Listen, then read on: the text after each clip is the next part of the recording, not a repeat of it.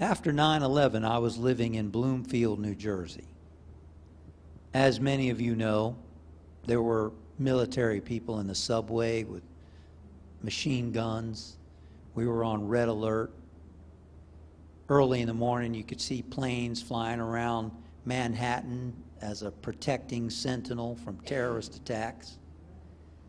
And one morning, I was riding the bus into New York City, and it was quiet. It was early.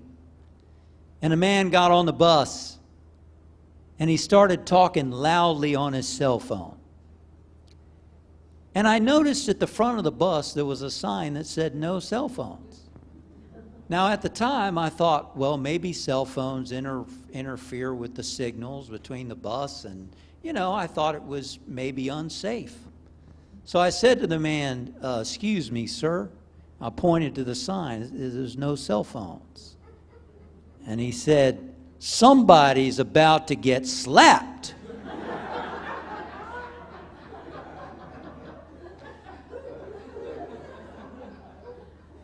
Now, I had been on an inner city boxing team when I was younger and had once fought in front of 700 spectators and had been the captain of my wrestling team and placed fourth in a 145-pound division in the state championship. Plus, I had seen all of Bruce Lee's movies.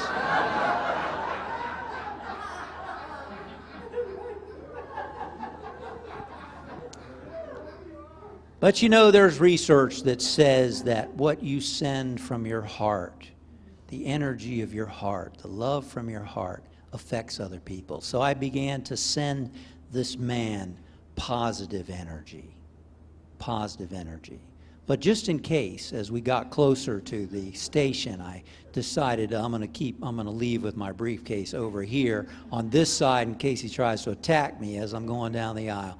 But I continued to send positive energy. And as we came into Port Authority, the man turned around, looked me in the eye, and he said, I apologize. I overreacted.